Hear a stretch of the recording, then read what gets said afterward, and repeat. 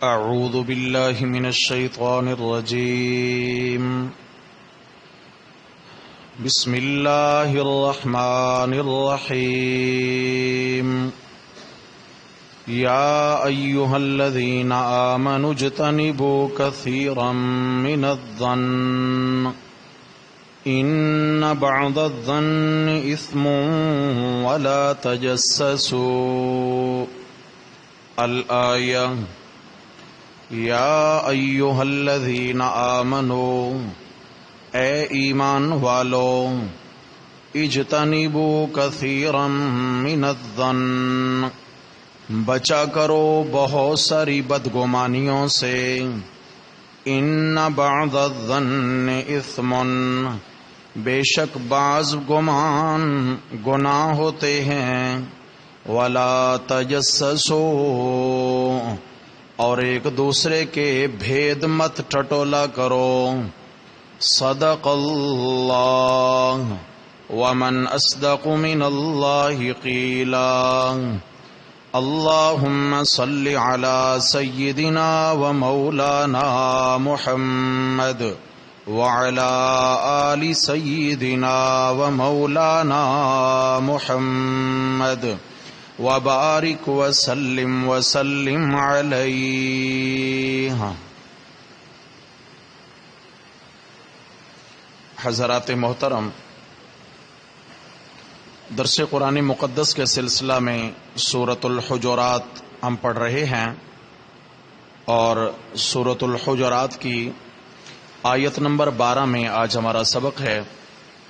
عرض کیا تھا کہ اس مبارک صورت میں خداوند قدوس نے مسلمان معاشرے کی تربیت فرمائی ہے، اور مسلمانوں کا مسلمانوں کے ساتھ رویہ، حسن سلوک کیسا ہونا چاہیے، ان کے آپس میں روابط معاملات کیسے ہونے چاہیے۔ اس سلسلے میں 7 قوانین معاشرت بیان فرمائے ہیں۔ چھٹا قانون معاشرہ بیان ہو رہا ہے۔ جس طرح 5ویں قانون کے 3 پہلو تھے، اس طرح چھٹے قانون کے بھی 3 پہلو ہیں۔ پہلی بات بیان فرمائی یا ایھا الذین آمنوا اے ایمان والو اجتنبوا کثیرا من الظن ایمان والو بدگمانیوں سے بچا کرو، ایک دوسرے کے متعلق دل میں منفی خیالات پیدا نہ کر لیا کرو، منفی سوچ اپنے دل میں نہ بٹھایا کرو، دوسروں کے متعلق نیگیٹیوٹی اپنے اندر سے ختم کرو۔ اگر تم چاہتے ہو کہ ہم آپس میں ایک رہیں، ہمارا جوڑ رہے، ہمارا تعلق مضبوط ہو اور مسلمان معاشرہ طاقتور ہو جائے، تو فرمایا یہ ظاہراً تو چھوٹی چھوٹی باتیں ہیں، لیکن فی الحقیقت یہ مسلمان معاشرے کو کمزور کرنے کے لیے بہت بڑی مصیبتیں ہیں۔ فرمایا ان میں سے پہلا جو تم نے خیال رکھنا ہے، تمہیں پتہ بھی نہیں چلے گا اور شیطان تمہارے دل پہ وار کر جائے گا۔ وہ کیسے؟ فرمایا کسی کے متعلق دل میں بدگمانی پیدا نہ کیا کرو۔ صحابہ کرام نے پوچھا یا رسول اللہ پھر کیا کریں؟ آپ علیہ السلام نے فرمایا ظن المؤمنین خیرا ایمان والوں کے متعلق جب بھی خیال آئے تو اچھا گمان دل میں لاؤ کہ نہیں بھائی، اگر وہ 2 لوگ بیٹھے ہیں تو کوئی اچھی بات چل رہی ہے، کوئی اچھا مشورہ چل رہا ہے، کوئی اچھی بات ہو رہی ہوگی۔ لیکن بدگمانی کیا ہے؟ اچھا یہ جو 2 لوگ بیٹھے ہیں یقیناً یہ میرے خلاف کوئی بات کر رہے ہوں گے، یقیناً یہ میرے خلاف کوئی معاملہ ہو رہا ہوگا، یہ بدگمانی ہے میرے بھائی۔ رسول اللہ صلی اللہ علیہ وسلم سے حضرت عمر فاروق رضی اللہ تعالیٰ عنہ روایت فرماتے ہیں کہ رسول اللہ صلی اللہ علیہ وسلم نے فرمایا اے میرے امتی، اگر تیرے ایمان والے بھائی کے منہ سے کوئی کلمہ نکلے اور تم اسے سنے تو فرمایا جہاں تک ممکن ہو سکے اس کو اچھائی اور خیر سے تعبیر کیا کر، اچھائی اور خیر پہ محمول کیا کر اسے، یعنی اس کے اگر 2 رخ بنتے ہوں، اچھا بھی ہو اور دوسرا پہلو بھی اس کا نکلتا ہو، تو فرمایا کہ دوسری طرف توجہ نہ جانے دیا کر، ہمیشہ اس کی بات کو مثبت رنگ دیا کر۔ منفی طریقے سے جب بندہ سوچنا شروع کر دیتا ہے تو دل میں بدگمانی آتی ہے اور دل میں نفرت پیدا ہو جاتی ہے اور شیطان جیت جاتا ہے، مسلمانوں کے آپس میں دلوں میں فاصلے ڈال دیتا ہے۔ آپ صلی اللہ علیہ وسلم بیت اللہ شریف کا طواف فرما رہے تھے اور طواف کرتے کرتے حجر اسود کی جانب سے آ کر آپ علیہ السلام رک گئے، جیسے چلتے چلتے کچھ سمجھانا چاہتے ہوں اپنی امت کو۔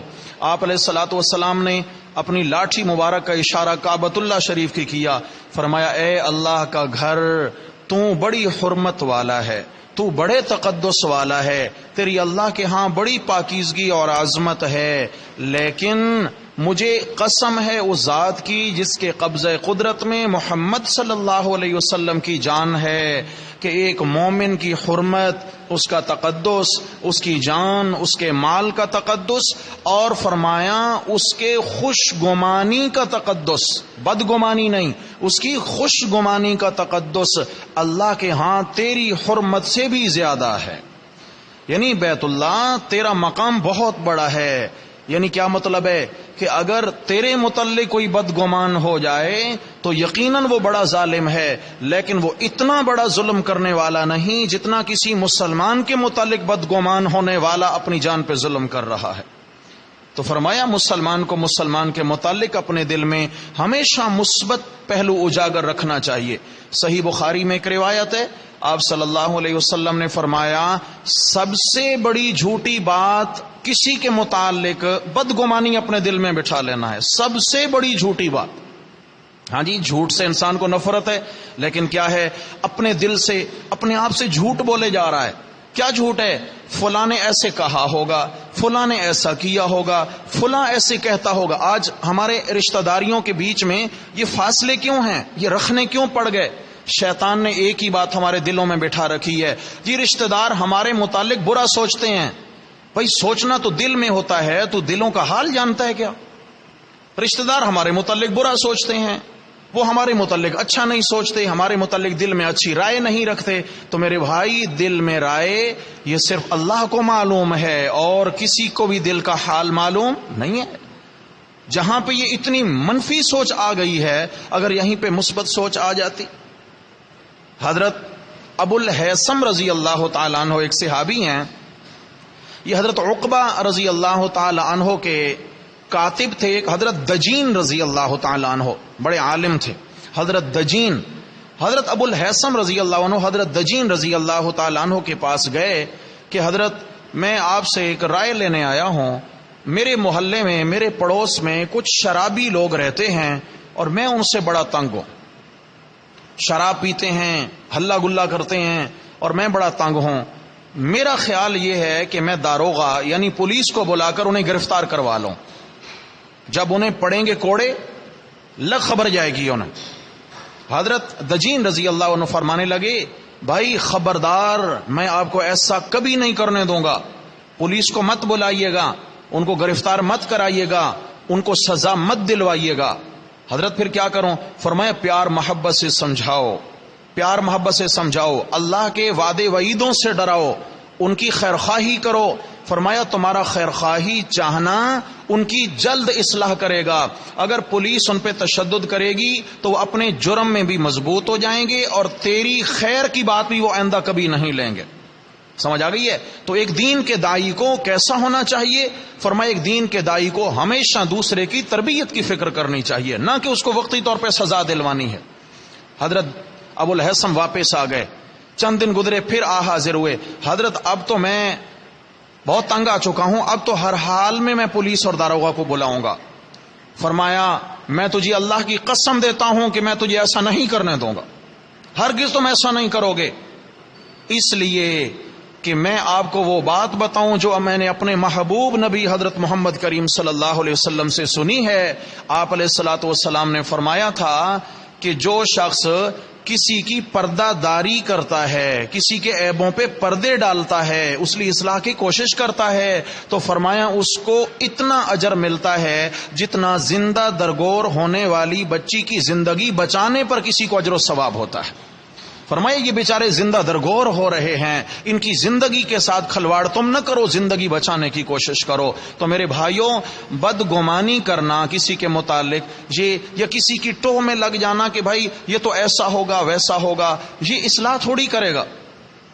حضرت امیر معاویہ رضی اللہ تعالیٰ عنہ فرماتے ہیں کہ مجھے رسول اللہ صلی اللہ علیہ وسلم نے فرمایا کہ کسی کے عیبوں کو مت ٹٹولا کر، کسی کی عیبوں کی گہرائی میں مت اترا کر، اس لیے کہ کسی کے عیبوں کی گہرائی میں اترنے سے وہ اپنے عیبوں میں اور مضبوط ہو جائے گا۔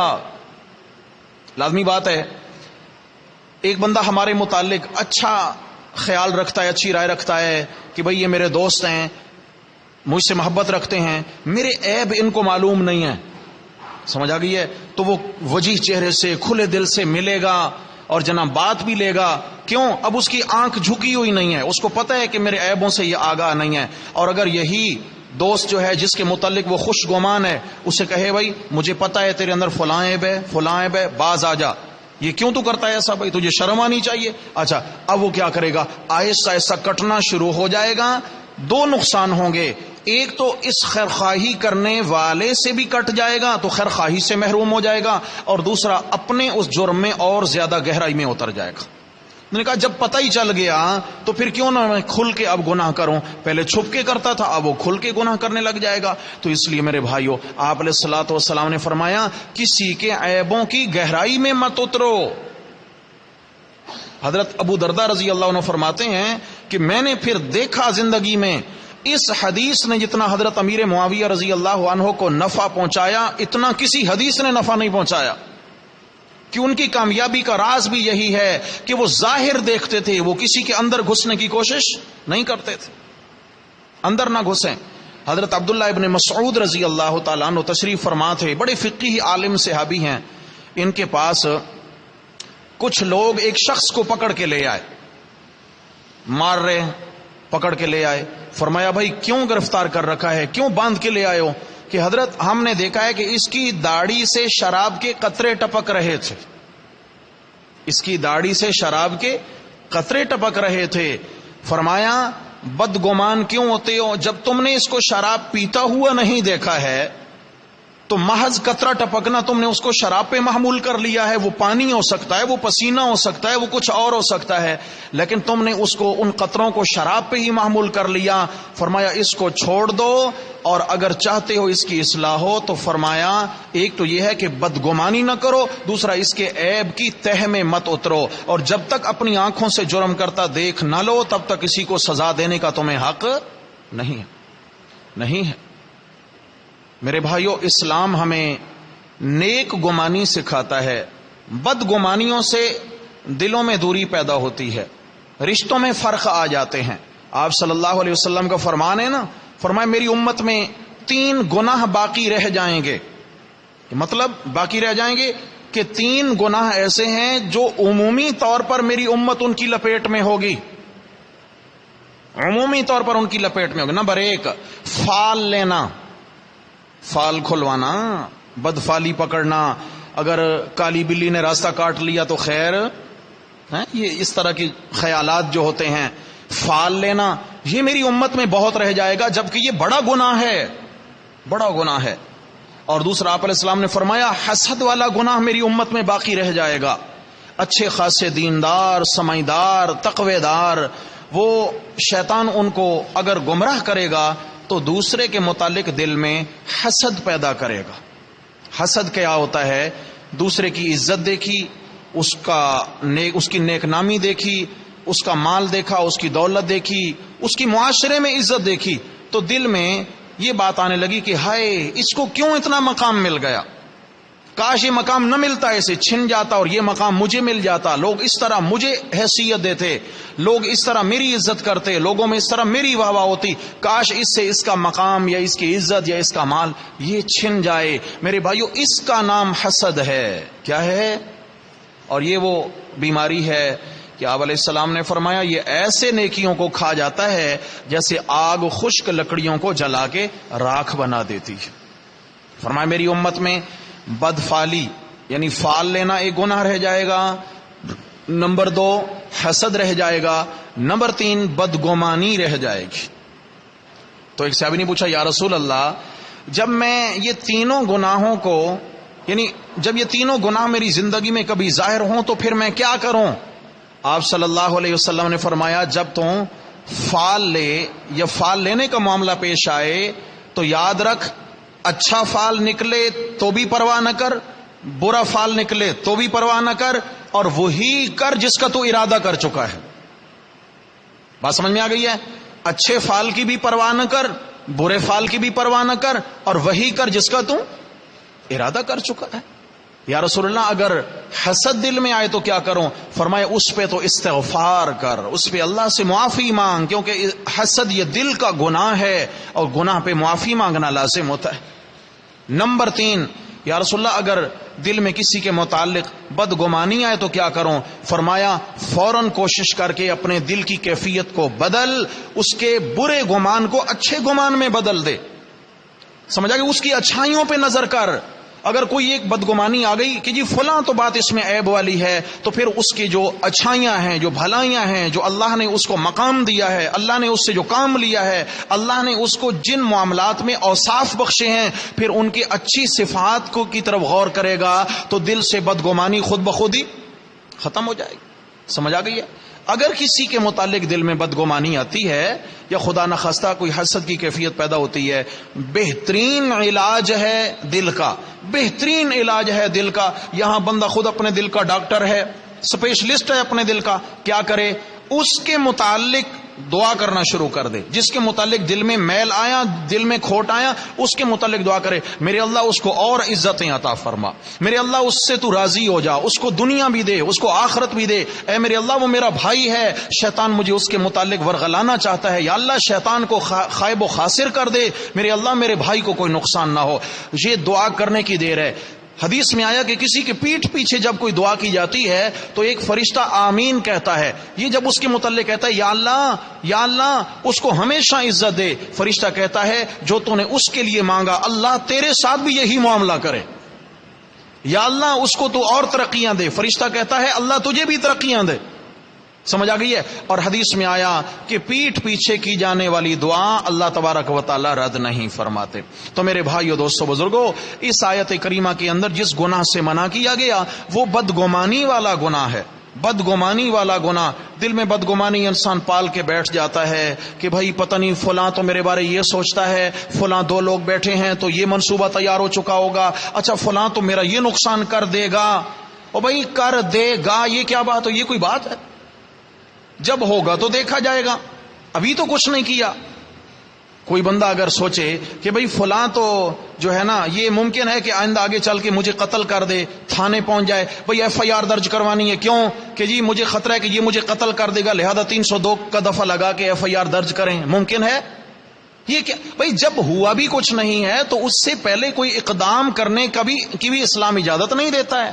لہذا بدگمانی سے بچے میرے بھائی۔ میں سمجھتا ہوں بدگمانی اپنے آپ کو بڑی سزا ہے۔ اپنے آپ کو دل میں بدگمانی آئی، سوچنے لگا، دل میں کڑھن آئی، آگ جلنے لگی، اس آگ میں خود جلنے لگا، اپنا سکون تباہ، اپنا چین تباہ، لیٹا ہوا ہے سوچے جا رہا ہے، باتوں کے پل بنائے جا رہا ہے دماغ کے اندر۔ تو میرے بھائی اس سے نقصان کس کا ہو رہا ہے؟ کسی اور کا تو نہیں، اپنا ہی نقصان ہو رہا ہے۔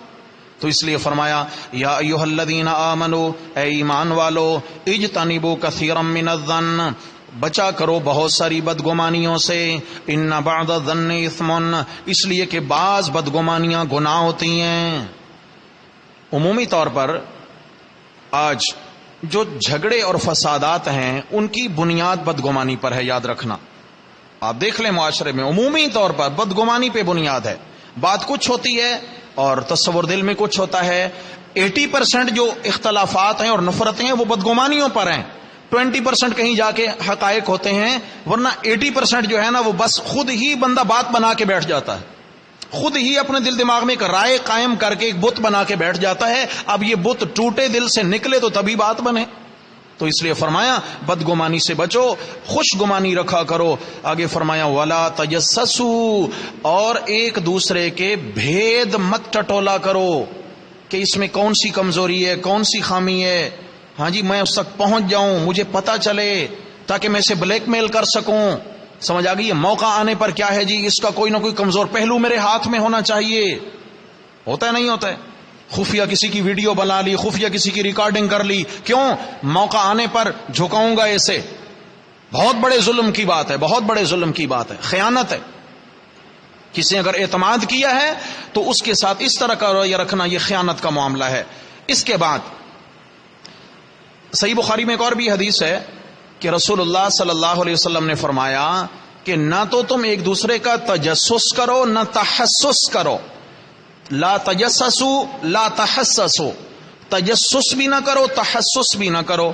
پوچھا گیا تجسس اور تحسس کیا ہے؟ تو امام اوزاعی رحمہ اللہ بڑے محدث ہیں، انہوں نے اس کی تشریح اور تفسیر بیان فرمائی کہ تجسس یہ ہے کہ کسی کے اندر عیب ڈھونڈنا، اس کی کمزوریاں ڈھونڈنے کے درپے ہو جانا. اور تحسس یہ ہے کہ دو بندے مل کے بات کر رہے ہوں جو راز کی بات کرتے ہیں اور یہ کان لگا کے چھپ چھپ کے ان کو سننے کی کوشش کرے. فرمایا کسی کا عیب ڈھونڈنا بھی بڑا گناہ ہے اور چھپ چھپ کے باتیں سننا بھی بڑا گناہ ہے. میرے بھائیو یہ کیا ہے؟ یہ میری آپ کی تربیت کے لیے ہے. یہ قرآن کہانیاں بیان نہیں کرتا ہمارے لیے، یہ تربیت کرتا ہے. اللہ ہماری تربیت چاہتے ہیں کہ مسلم معاشرہ تربیت یافتہ ہو جائے. یہ جب ایک دوسرے کی عزت کرنے والے ہوں گے، دل جڑیں گے، معاشرہ تقویت پکڑے گا تو اللہ اسلام کو طاقت نصیب فرمائیں گے. دعا ہے اللہ جل شانہ ہم سب کو ان احکام قرآنیہ کے مطابق زندگی گزارنے کی توفیق عطا فرمائیں. اقول قولی ھذا استغفر اللہ واتوب.